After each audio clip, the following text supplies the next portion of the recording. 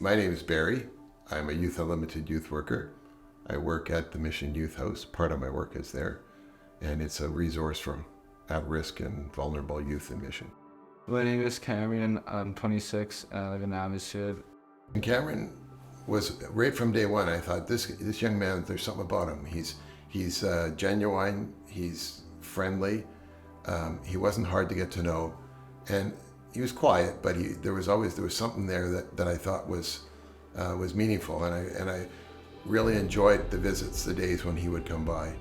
And so over the years, we've just provided a lot of opportunities for Cameron, and a lot of resources, and just helped him find his way. And he's gone through hard times. He's gone through, addiction issues and homelessness and a lot of the stuff that many of our youth face. But he's always found a way through, and we've been able to be there to support him and help him. And at this point, we've known Cameron for probably 5 or 6 years now, and he's actually grown out of the age that we typically work with at the youth house. So we've invited him to come back and assist us in kind of a volunteer way.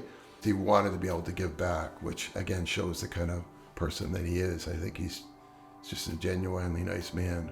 When I was struggling with homelessness and addiction, they were very kind and welcoming there. They gave me the opportunity to go and take showers, do laundry, and to eat, have food and stuff, which was a blessing. I'm very glad for that.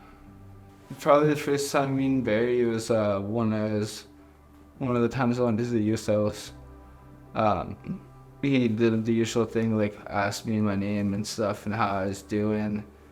And at the time I was struggling, right? And he was just very kind and supportive, right? He was willing to listen to me and talk to me and offer support and help, which was amazing. I'm really happy to be a part of my family's life and my brother and nephew's life. He just got to go to his second birthday, and he's adorable. Every time I see him, he first thing he does is hops on my skateboard and tries to ride it. He's still trying to work through things, but he feels like there's a reason to move forward, and that there's support for him to move forward, because he's, offered to let Jesus be part of his life. So I think that was kind of a neat moment.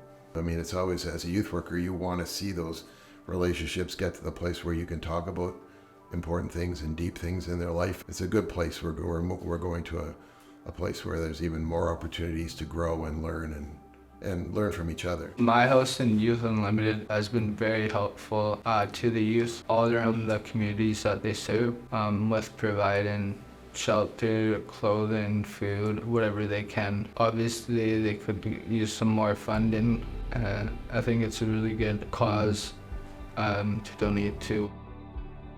I'm Ryan, I'm from Mission, BC, and I'm 24 years old. It's a privilege to get to work at a place like the Youth House. We met a lot of really incredible young people, and they're all struggling in different things and coming from different places in life. But some of them you have a special connection to, and Ryan's one of those young people. And we were worried that we'd lose him. You're always worried with young people living on the street and using who knows what.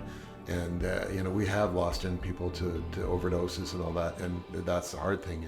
And you hate to have that happen. You worry that it's going to happen to people that you are investing in and caring for. I left home, right? I was 17 or something.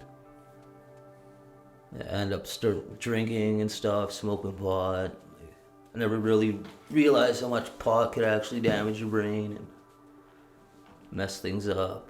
The stuff I was doing just had too much power over me, and I couldn't handle it. I just felt like giving up, right? It's just a really bad feeling. I'm just grateful to not be homeless anymore. Living in tents and stuff. Pretty cold. It's having to start fires with whatever you got in the middle of the winter. That was a big struggle. I don't know how I survived. Thanks to the people at the youth house and stuff, helping me out with gear and stuff. When I had nothing, how does it feel when I'm sleeping inside? It feels terrible. The time when I surrendered, finally gave up living that lifestyle. I was willing to do anything to get out of that lifestyle. There's only way to get out of that is to change and stuff. Get away from all those people, all the using, all the alcohol, and like being homeless.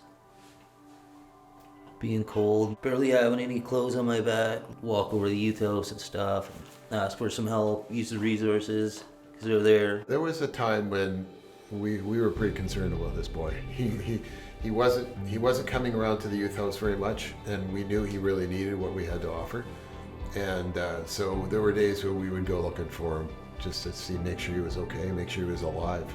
And there was one point where he was living down in the gully, and we would find our way down this narrow path down to where his camp was. And often we'd find him and say, "Hey, you want to come back to the youth house? We'll get you some food. We can get a shower," and we'd be able to make some connections then. But yeah, that was a hard time.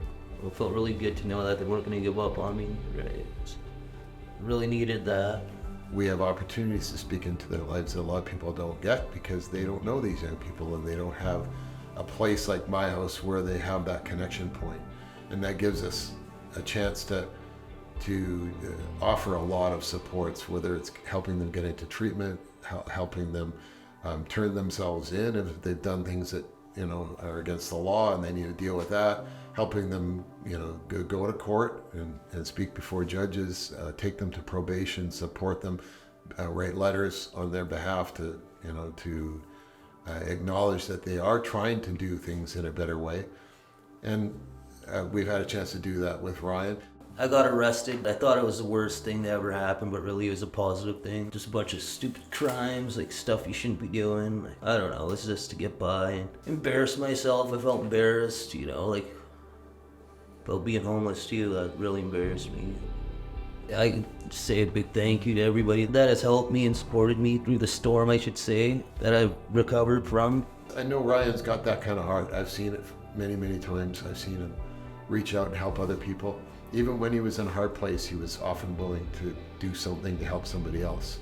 And we always knew that there was a real quality in a person inside him that just needed to have opportunity to find himself and to get out of the tragic circumstances he was living in. So we're very proud of that young guy. The fact that your people are here and are willing to take a night says something about you. It says something about your interest in helping others, and it makes a big difference to the young people that we work with and to us as staff and volunteers that work with these young people. It's an encouragement to us. It's a support, not just financially, but by being here. Your presence is a support to us to know that we're not in this alone. And it's right.